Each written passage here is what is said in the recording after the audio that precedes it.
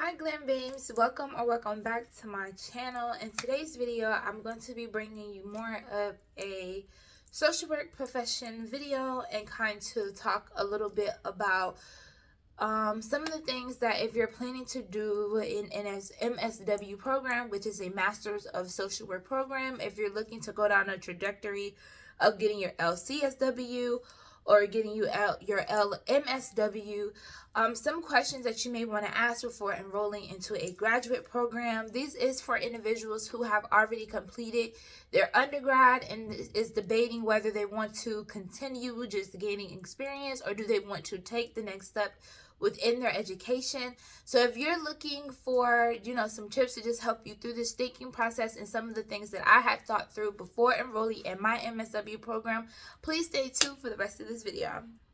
I'm a diamond, not a piece of glass. Break my heart, you can kiss my ass. Walk away like I never knew ya. Got a new man, what's it to ya?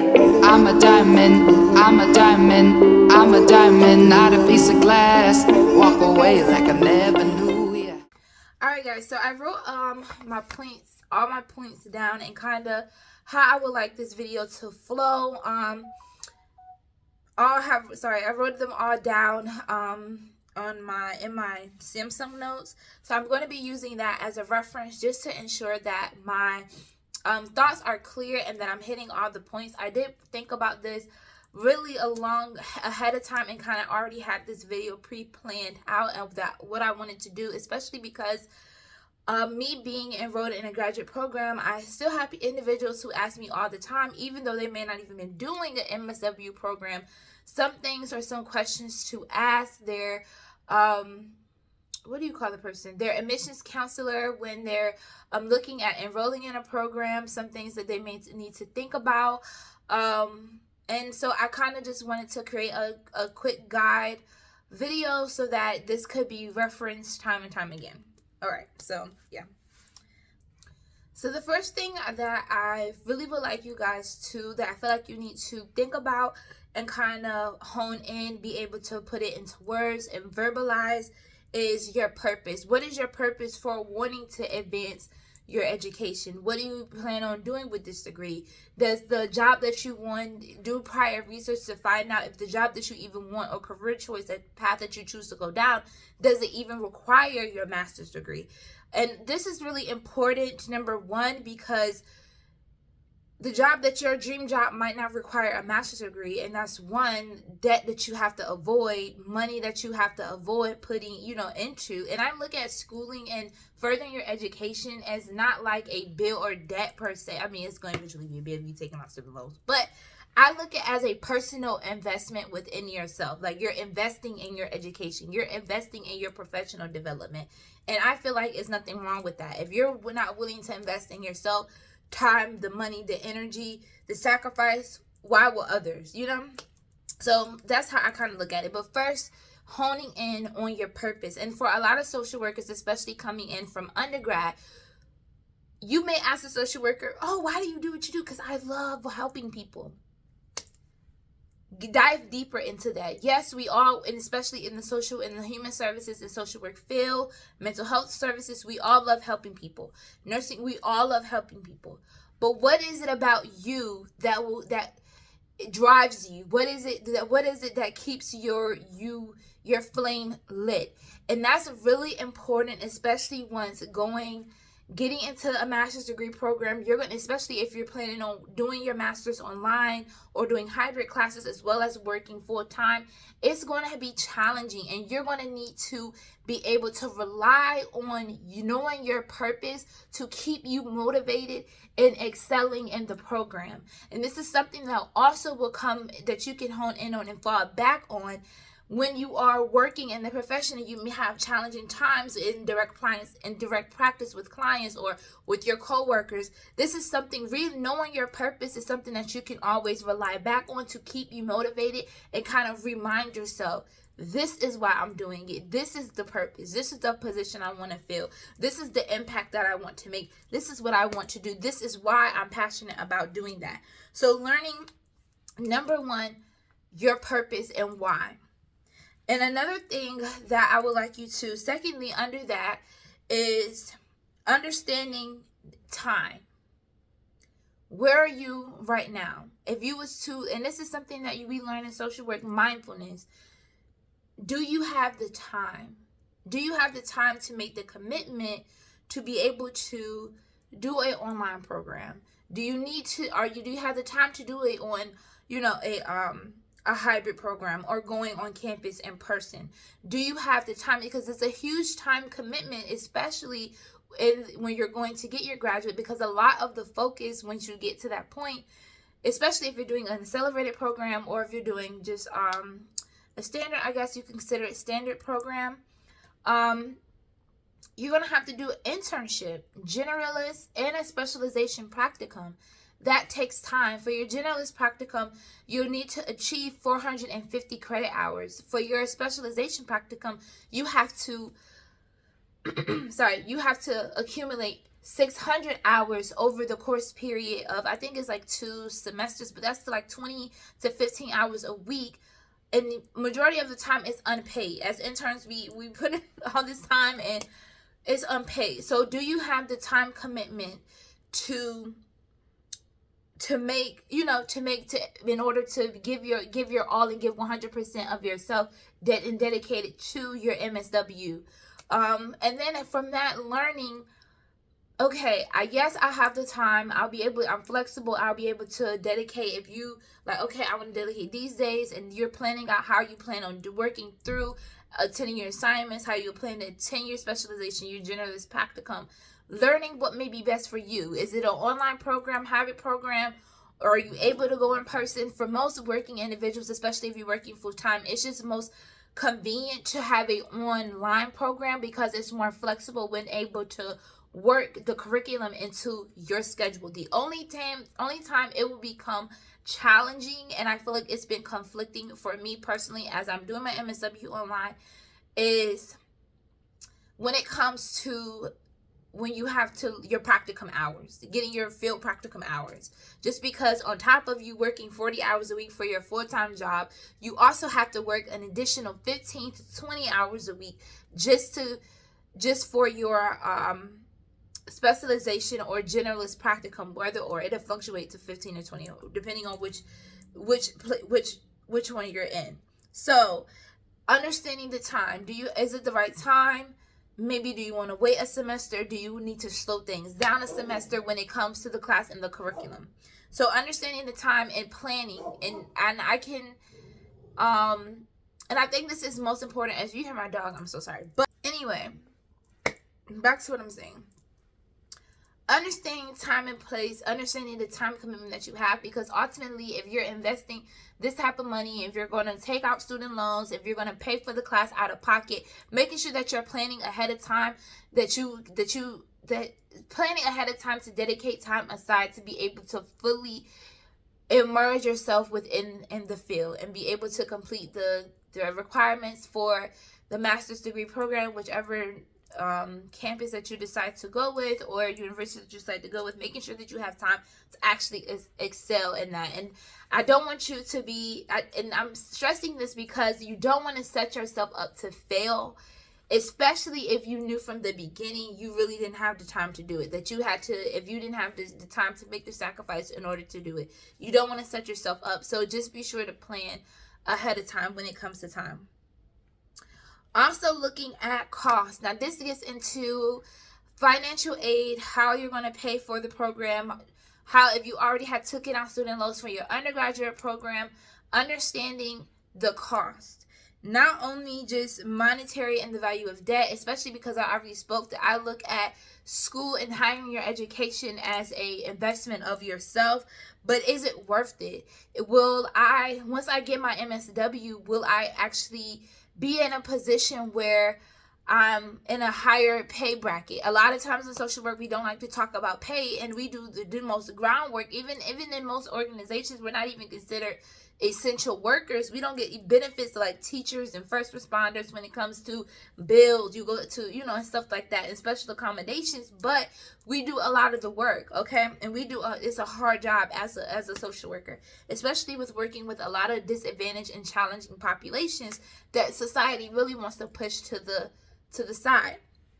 So looking at the cost, will it be worth it in my future? When you're thinking of your education, you're thinking of future investments. That's why I really look at it as investing in yourself, because this is a future investment that you'll be making for yourself. So once you complete the program, will you feel satisfied? Will it get you to the next level that you wanted to be in?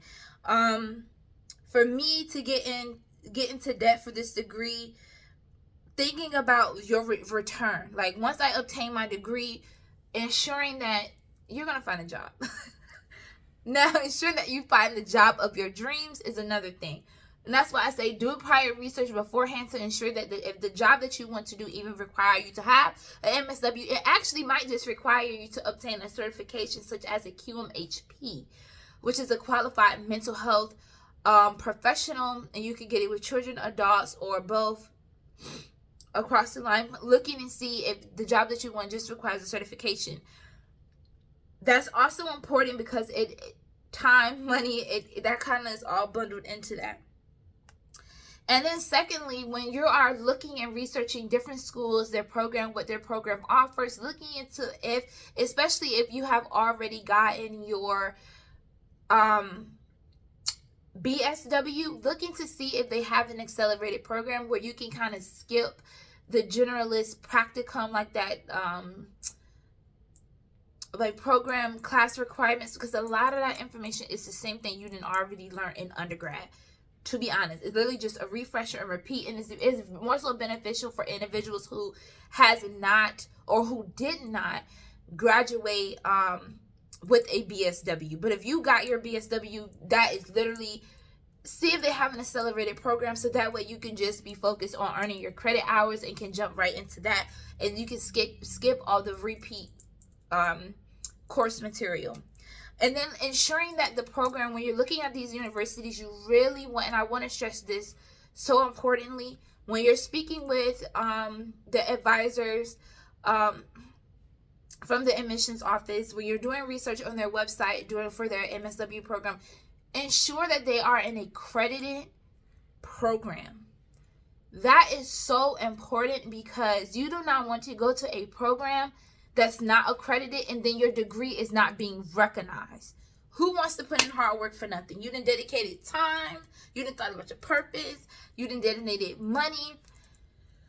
You want to make sure that the program that you are attending is accredited, and also look at their graduation rate. That was always a big thing that I looked at. How many people are actually successfully graduating from this program? What are the demographics? Looking and asking questions. Do you guys within your program, do you prepare your students to take the LCSW's test, to take the state board test, to take the licensing test? Or do you guys prepare the students for that? Some programs don't even mention all that. You got to figure it out on your own. And some programs actually work to prepare their students to take a licensure test. So doing the extra steps, asking those questions, especially in the initial process before signing any contracts, signing any paperwork, or actually enrolling as a student, ask those questions to your advisors, as to the admissions advisors. And if they don't know, can they put you in touch with somebody directly from that program who can answer your questions? Don't just take, I don't know, or I'll get back to you as an answer. It's your education. You need to know these answers. Prioritize it and advocate for yourself. And then begin thinking about also the population that you want, your target population that you wish to work with.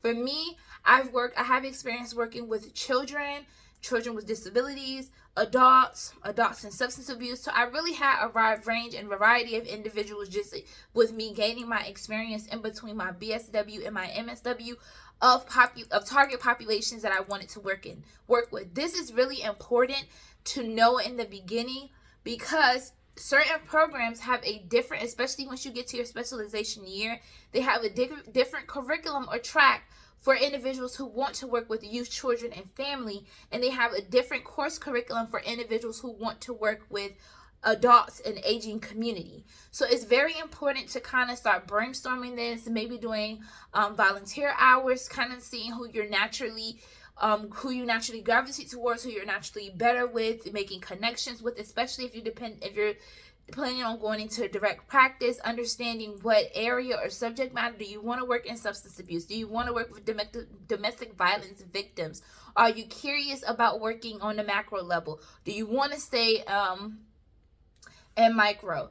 Thinking about these things ahead of time will really be beneficial when it comes to when you get to the point when it's time for you have already enrolled, you're in the course curriculum. It'll really help you hone in on your field practicum. And I stress this a lot, of doing the self-reflection and understanding what you don't like, putting yourself, not being afraid to put yourself out there in uncomfortable situations so that you know, this is what I like, this is what I don't like, this is what I can tolerate, this is where I feel uncomfortable. Having that self-awareness is, I cannot stress this enough.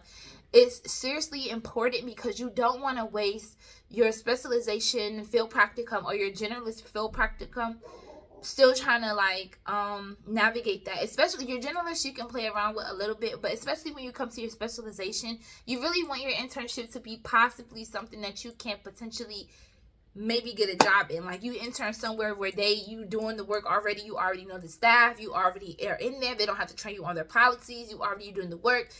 They may be more susceptible to transitioning you already into the company, and boom, you already got a job straight out of college.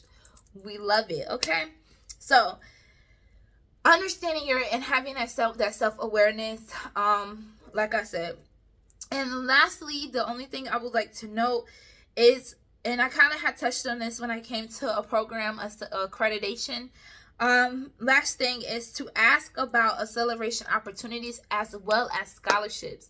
Some universities have a whole separate department just for scholarships or student scholarships that you would not even know if you have not asked. Ask about the scholarship opportunities. Ask about employment-based field practicums. Ask about paid for. Now some campuses are implementing a placement for pay program where you're able to actually get paid as an intern, and this still might be new in the works, but you actually be able to get paid as an intern, because a lot of the times you're dedicating all this time, you're having to take time away from your regular job, especially if you're working for a job that's not as flexible or not as supportive when it comes to education and advancing yourself. You may have to, deduct hours and go from full-time to part-time just in order to be able to do both. Oh, and another thing, ensuring, and do not feel bad about the track or how the pace of how long it takes you to complete your program.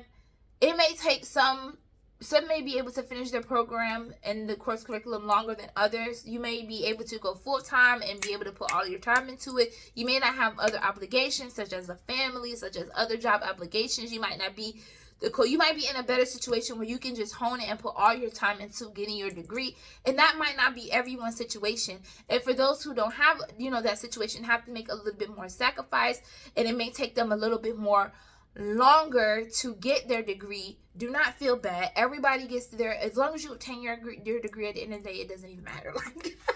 As long as you got it, okay? But understanding, and that goes back to kind of like what I was saying in the beginning when it came to time. Understanding where you are, time and place, your circumstances, your financial circumstances, what factors in. Understanding that ahead of time and coming up with a game plan, a plan A, a plan B. I'm really huge and really big on planning. I would say another word of advice when you are filling out, just as far as the application, because I know some people may have questions when it comes to the application process. You do have to have, I think, 3 references. One, I think I had one as a supervisor.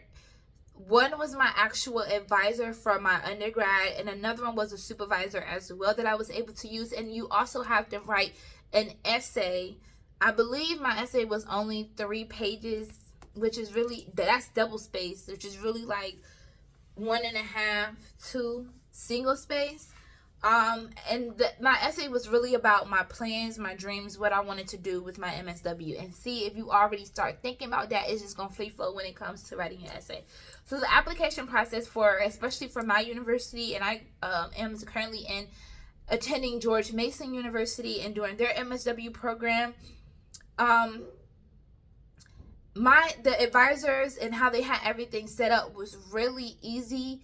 Like, they were really communicative. They answered a lot of my questions. I even was able to obtain a breakdown of how much each class costs for this semester. So I asked all those questions. If you want me to actually list, because I can leave a comment down below, some of the initial questions that I asked was talking to my advisor, or supporting things where you're talking to the admissions advisors to ask about. I can actually leave that down in the comments below. Just let me know. I hope this video was very informative to individuals who are looking at starting an MSW program. I hope that you guys excel if you already are in an MSW program. And just let me know, give me some feedback. I hope this was actually really beneficial to you all, and I hope that I was able to provide you some insight on some of the things that I felt like would be helpful, and kind of some footwork that I feel like would be helpful for you to start in the beginning when looking at different MSW programs. Please stay tuned for my next video. Not sure what it will be, but I'm gonna have a next video. Bye guys. Oh, please be sure to like, comment, and subscribe, okay, and stay tuned for my next video. Bye guys.